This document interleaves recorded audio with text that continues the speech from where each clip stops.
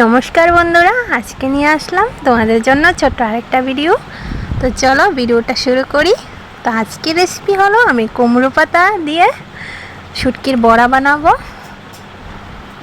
সেটা তোমাদের সাথে শেয়ার করব। ইলিশ শুটকি দিয়ে শুটকির বড়া বানাবো। ঠিক আছে বন্ধুরা, চলো ভিডিওটা দেখো, পুরোটা একদম ভালো লাগবে। তো প্রথমে আমি পাতাগুলিকে নিয়েছি বেছে বেছে, তারপর ভিজিয়ে রেখেছি, কারণ পাতার মধ্যে অনেক সময় বালু থাকে।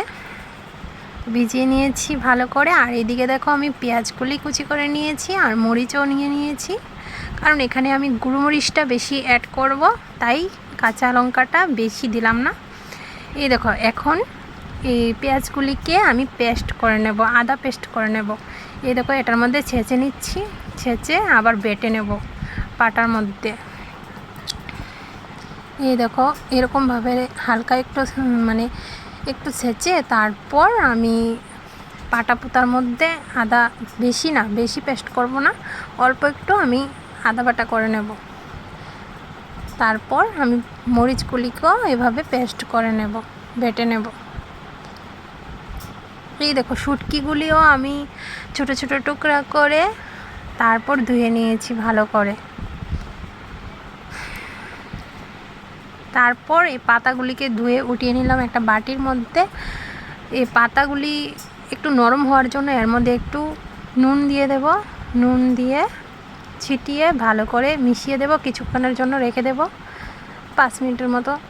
5 মিনিটের জন্য রেখে দিলে পাতাগুলি একটু হালকাভাবে নরম হয়ে যায়। তারপর বসিয়ে দিলাম কড়াই গরম হয়ে গিয়েছে। তারপর কড়াইতে তেল দিয়ে দেব। তেলটা ভালো করে চারদিক ওপাশ ওপাশ ঘুরিয়ে দিয়ে দেব।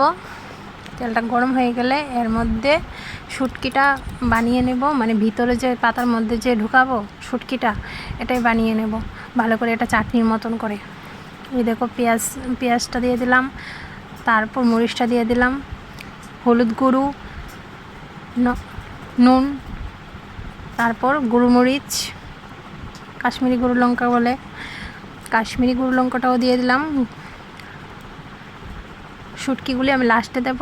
এটা ভালো করে মিশাতে হবে, ভালো করে এটা নাড়াচাড়া করে নেব। তো বন্ধুরা, তোমাদের কেমন লাগে এই শুটকির বড়াটা, ইলিশ শুটকি দিয়ে বড়াটা?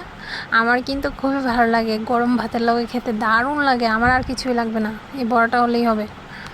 আমি এই বড়াটা দিয়ে ভাত খেয়ে নিয়েছি। এই দেখো অনেকটা টেনে নিয়েছে। তারপর এটার মধ্যে আমি শুটকিগুলি দিয়ে দেব, যে শুটকিগুলি আমি ধুয়ে রেখেছিলাম, কারণ শুটকিটা যদি আগে দিতাম না, তাহলে ওই শুটকিটা আবার গলে যেত। এটা তো পাতার মধ্যে ঢুকাবো। এই দেখো শুটকিগুলি দিয়ে দিলাম। তারপর আবার একটু কষিয়ে নেব, এটা নাড়াচাড়া করে দেব, বেশিক্ষণ না, 2 মিনিটের মতন। তারপর এটার মধ্যে একটু ধনেপাতা অ্যাড করে দেব, তারপর এটা নামিয়ে নেব।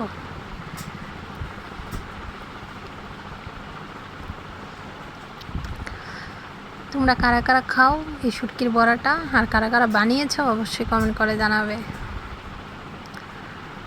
এই দেখো নামিয়ে নিলাম, পাতাটাও রেডি আর থালটাও রেডি। এই থালের মধ্যে আমি পাতাটা সাজিয়ে পাতার মধ্যে দিয়ে শুটকিটা তারপর বানাবো। তো তোমরা দেখতে থাকো। পুরোটা আমি ভালো করে বলতে পারছি না, কারণ মোবাইল এক হাতে আমার কাজ করছি, এক হাতে, জানোই তো মোবাইল যে কত নাড়াচাড়া করতে হয়। এক হাতে কাজ করছি, এক হাতে মোবাইল ধরে রাখছি। এই দেখো বড়াটা দিয়ে দিলাম, এই দেখো শুটকিটা এভাবে দিয়ে দিলাম, শুটকিটা মাঝখানে। তারপর পাতাগুলি তুমি তোমার মতো করে সুন্দর করে দিতে হবে, যাতে পাতাগুলি ছিঁড়ে না যায়, ছিঁড়লে আবার বের হয়ে যাবে শুটকিটা। এটা এভাবে ঘুরিয়ে, চারপাশ ঘুরিয়ে ঘুরিয়ে আস্তে আস্তে দিতে হবে। তা আমার তো আর কিছু বলার নেই, তোমরা তো ভালো করেই জানো এটা কীভাবে দিতে হয়। যারা যারা বানিয়েছো তারা বুঝতে পারবে এটা কীভাবে বানাতে হয়। এইভাবে দিয়ে নিয়েছি। আমি কিন্তু এসব বড়া আগে বানাতে পারতাম না। এই দেখো সবগুলি বানিয়ে নিয়েছি, তারপর কড়াইয়ের মধ্যে এক এক করে দিয়ে দেব। আমি নিজে থেকে এটা করছি, নিজে থেকে করেছি, কারণ আমি আগে রান্না বান্না কিছু জানতাম না। আমি নিজে থেকেই ইউটিউব দেখে দেখে সব কিছু শিখেছি। আর মা যে আগে রান্না করতো না, আমার মা বিয়ের আগে আমার মা যে রান্না করতো, একটু একটু অভিজ্ঞতা আছে। আমি রান্না করেছি না বিয়ের আগে, তাও একটু একটু অভিজ্ঞতা আছে। মা যে রান্না করতো দেখতাম। এই দেখো এইভাবে সবগুলি বড়া আমি কড়াইতে দিয়ে দেব।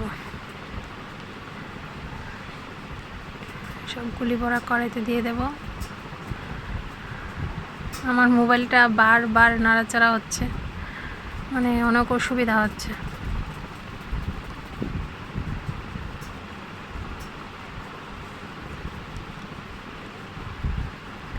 এই সবগুলি দিয়ে দিলাম। তারপর হালকাভাবে এগুলি এ পাশটা হয়ে গেলে ওই পাশটা আবার ঘুরিয়ে দেব। একদম গ্যাসটা কিন্তু কমানো থাকবে, বাড়িয়ে দিলে হবে না, তাহলে কিন্তু পুড়ে যাবে। ওই দেখো আমার এই মানে গ্যাসের এই চুলাটার মধ্যে বসালেই আমার সব কিছু পুড়ে যায়। গ্যাসটা একদম বাড়ানো অবস্থায় থাকে।